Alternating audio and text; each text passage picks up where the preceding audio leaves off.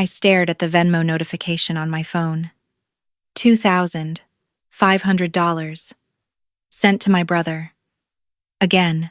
My finger hovered over the screen, ready to close it, pretend I hadn't seen it. That's what I'd done for the past 3 years. But this time, something stopped me. Maybe it was the date 2 days before Thanksgiving. Maybe it was the description. For the kids' Christmas, my brother's kids, not mine. I was 29 years old, living in Austin, Texas, working 60-hour weeks as a marketing manager at a tech startup. My apartment was small but mine. My car was paid off. My credit score was pristine. I'd worked hard for all of it, sacrificed weekends and birthdays and holidays to build something stable after my divorce 2 years ago. And I'd been helping my family, because that's what you do, right?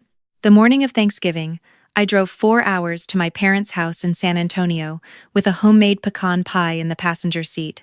I'd stayed up until midnight making it from scratch, using my grandmother's recipe, the one she'd taught me when I was 12, the summer before she died. My brother Jake's truck was already in the driveway when I arrived, so was my sister Morgan's SUV, the new one. The one with the leather seats and the panoramic sunroof that cost more than my annual rent. "Sarah!" My mom pulled me into a hug at the door. "Oh, honey, you're so thin. Are you eating enough? I know money's tight for you right now." I blinked. "Mom, I'm fine." "I'm not." "It's okay to struggle, sweetie. We all go through hard times." She patted my cheek and took the pie from my hands. "Oh, you made pie. How sweet. Store-bought is just easier though, isn't it?" I followed her into the kitchen where my sister was arranging a spread of dishes from Central Market, the expensive grocery store. Everything in matching Pyrex containers with little labels. "Sarah." Morgan air-kissed near my cheek. "Love the outfit. Very vintage." I looked down at my navy dress. I'd bought it last month at Nordstrom. Full price. "Where are the kids?" I asked. "Backyard with Jake." Morgan waved her hand, already turning back to her phone. "Oh my God, Mom, did you see the Black Friday deals at Pottery Barn? I'm thinking of redoing the guest room." I walked through the sliding glass door to find my brother tossing a football with his 8-year-old son, Brendan, and his 11-year-old daughter, Alexis. My dad was sitting in a lawn chair, beer in hand. "Hey, Dad." "Sarah Bear." He stood and hugged me. "How's my working girl?" "Good. Busy, I bet." "Your mom said you've been picking up extra shifts?" I frowned. "No, I haven't. I work the same hours I always." "Incoming!" Jake's voice boomed across the yard.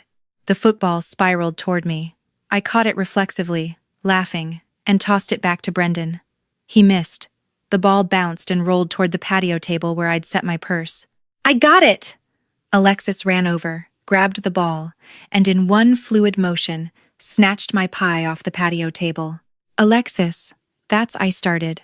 She held it above her head like a trophy. "What's this? Pie? Ew, it looks weird." "It's pecan pie," I said calmly. "Your great-grandmother's recipe. Can you put it back, please?"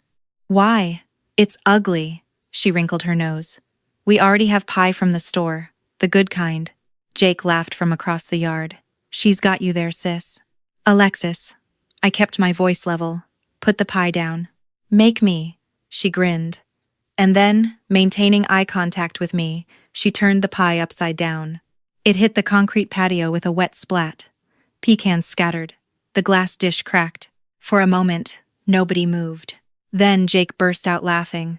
"Oh man, Lexi's got jokes," my dad chuckled. "Kids these days." Alexis crossed her arms. "You're not even mad? My dad said you're too poor to afford good pie anyway." The words hung in the air. I looked at Jake. He shrugged, still grinning. "What?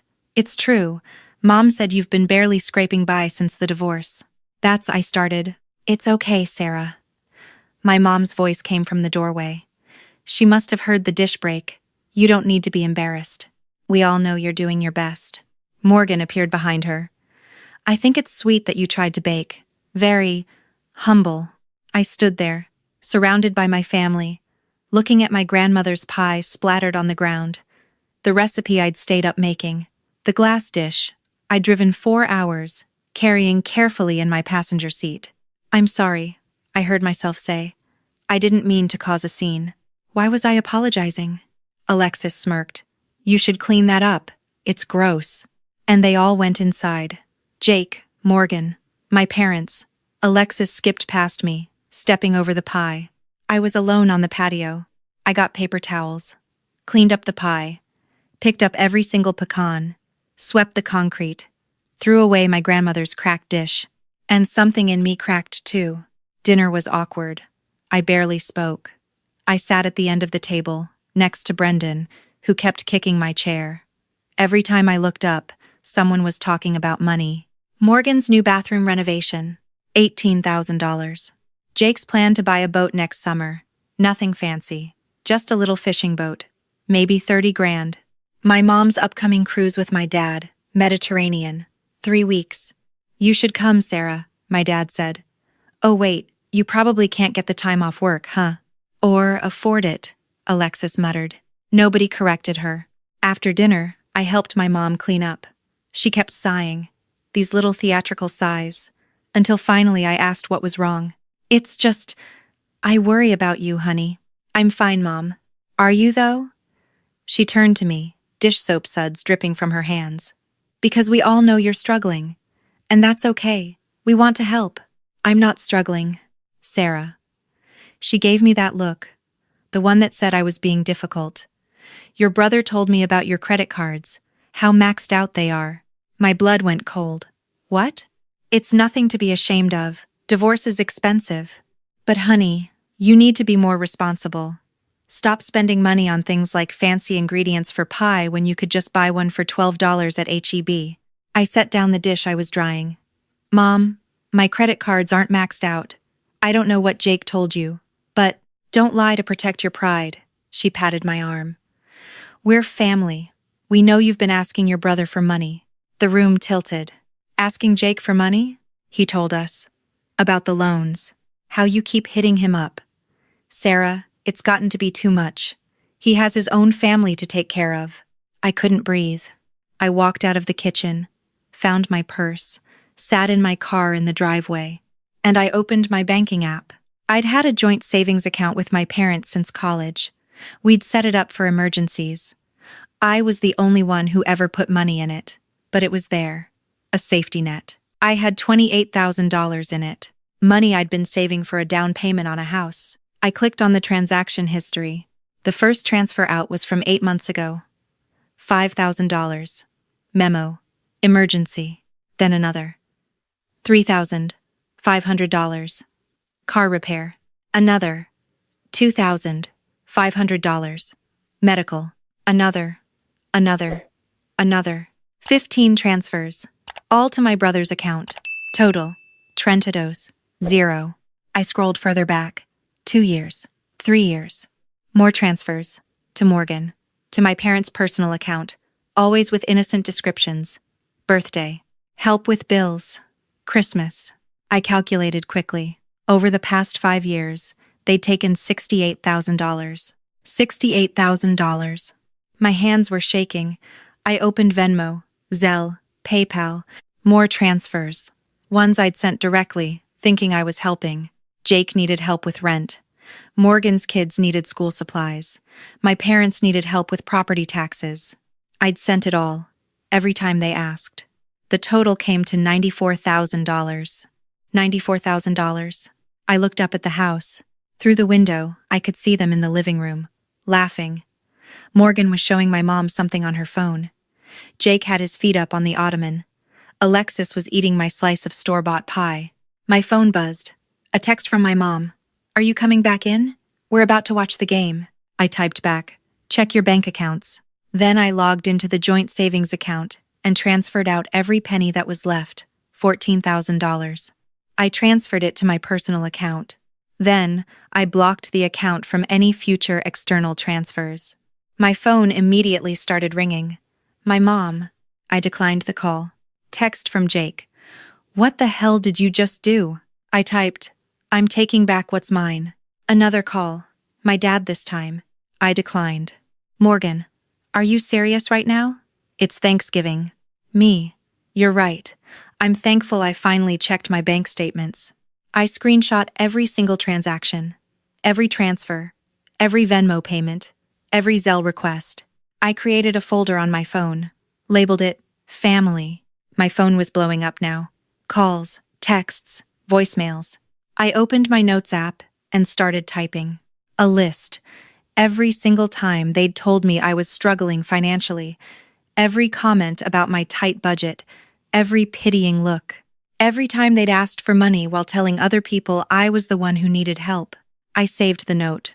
Then I drove home to Austin, 4 hours with my phone on Do Not Disturb. When I got home, I had 47 missed calls, 89 text messages. I read through them.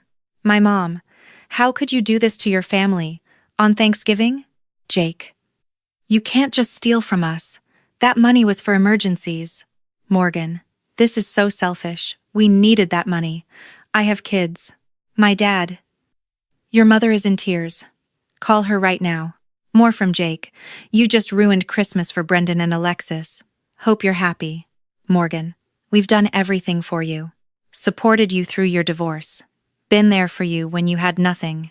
My mom, after all we've sacrificed for you.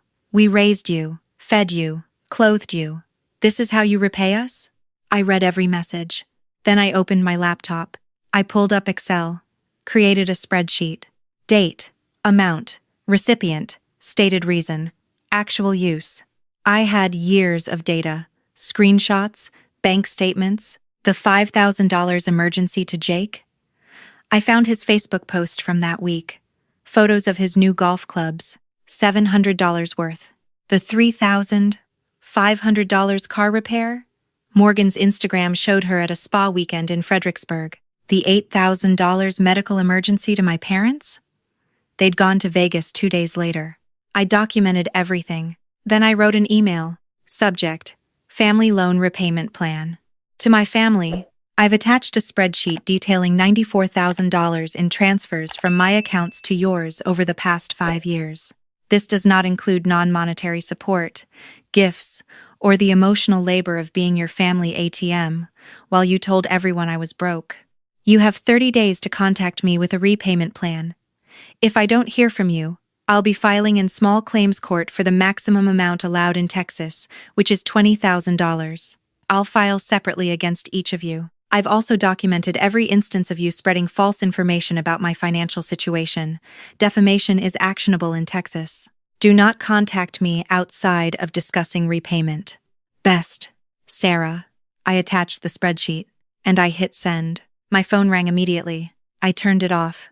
The next morning, I woke up to 156 missed calls. I made coffee, sat on my balcony, watched the sunrise over Austin. My phone buzzed with a voicemail notification. Against my better judgment, I listened to one. My mom, Sarah, please. You're tearing this family apart. We can talk about this. We love you. We never meant to hurt you. Just delete that email. We'll pretend this never happened. Come to Christmas. We'll work it out. Please, baby. We're your family. I deleted the voicemail. Then I blocked their numbers. I spent Black Friday doing something I hadn't done in years. Nothing. I stayed in my pajamas. I watched movies. I ordered Thai food. I didn't check my email. I didn't check social media. I just existed. On Saturday, I went to a yoga class. I'd been meaning to try it for months, but always felt too guilty spending money on myself. The instructor's voice was calm. Let go of what doesn't serve you. I cried in child's pose. Sunday, I called a lawyer. Left a message about setting up a consultation. Monday, I went back to work.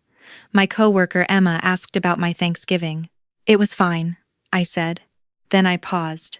Actually, no. It was terrible, but I'm dealing with it. She looked at me for a long moment. Good for you. That week, I got one email. From my brother. Sarah, you win. We can't pay you back right now, but you need to understand we're family. What's yours is ours. That's how family works. You were always going to help us. We never forced you. And if you sue us, good luck. Everyone will know what kind of person you really are. Selfish, heartless, greedy. Jake. I forwarded it to my lawyer. 2 weeks later, I got a response from my attorney. The email was admissible. It showed acknowledgement of the debt. I filed 3 small claims suits. One against Jake, one against Morgan, one against my parents. $20,000 each. $60,000 total. The rest? I wrote off. Expensive therapy, my lawyer called it. My parents sent a Facebook message through a mutual friend. You're not welcome at Christmas. Don't contact us until you drop these ridiculous lawsuits. I didn't respond. Christmas morning, I woke up alone in my apartment. I made pancakes. I watched the snow that had somehow made it to Austin a rare miracle. And I didn't feel lonely. I felt free. The court dates were set for February. My lawyer said we had a strong case. The transfers, the emails, Jake's admission. But that wasn't what mattered. What mattered was that I'd looked at my bank account and seen something I hadn't seen in 5 years. My money. My savings. Growing. What mattered was that I'd signed a lease on a bigger apartment. One with a balcony and a real kitchen. What mattered was that I'd started therapy. Real therapy. To unpack why I'd let them do this for so long. You wanted them to love you, my therapist said in our 3rd session. I thought they did, I replied. Maybe they do. In their way. But love isn't supposed to cost you everything. I thought about that a lot. In January, I went hiking with Emma from work. We climbed Mount Bonnell, looked out over the city. Can I ask you something? She said. Do you regret it? Standing up to them? I thought about Thanksgiving. The pie on the ground. Alexis's smirk. My mother's pitying eyes. I thought about the spreadsheet. The calls. The threats. I thought about Christmas morning. Alone but not lonely. No, I said. I regret not doing it sooner. The court awarded me $52,000 across the 3 cases. Jake and Morgan settled. My parents tried to fight it, but the judge wasn't interested in hearing about family obligations. A debt is a debt, she said from the bench. I didn't go to my parents' house to collect. My lawyer arranged direct payment. The money hit my account on a Tuesday in March. I didn't feel victorious. I didn't feel angry. I just felt done. That weekend, I put a down payment on a small house in South Austin, 2 bedrooms, a garden, a porch where I could drink coffee in the mornings. I bought new dishes to replace the ones I'd left at my parents' house over the years. I bought a new pie dish. Glass, heavy, the good kind. And on the first Sunday in my new house, I made pecan pie from my grandmother's recipe. I invited Emma over. We sat on my porch, ate pie straight from the dish with 2 forks. This is really good, she said. Thanks. It's my grandmother's recipe. Tell me about her. So I did. I told her about the summer I was 12, about standing in my grandmother's kitchen, learning to make the crust just right, about her hands over mine, showing me how to arrange the pecans. She sounds wonderful, Emma said. She was. I took another bite of pie. She told me once, baby girl, don't ever let anyone make you feel small. You're a whole person all by yourself. Smart woman. Yeah, I looked out at my garden, at my house, at my life. She was. My phone buzzed. Unknown number. I looked at the screen. A text. It's Mom. New number. Can we talk? I set the phone down. You gonna answer that? Emma asked. No, I said. Not today. Maybe not ever. Because I'd learned something that year. Something my grandmother had tried to teach me, but I'd been too young to understand. Family isn't about blood. It's about respect. And some people, no matter how much you love them, will never respect you. Those people don't get a seat at your table. Even if they raised you. Even if they share your DNA. Especially then. I took another bite of pie. The pecans were perfect. Toasted just right. The filling was sweet but not too sweet. Just like my grandmother made it. And for the first time in 5 years, I wasn't sharing it with people who didn't appreciate it. I was sharing it with someone who did. That was enough. I was enough. The pie was enough. And I didn't owe anyone an explanation for that.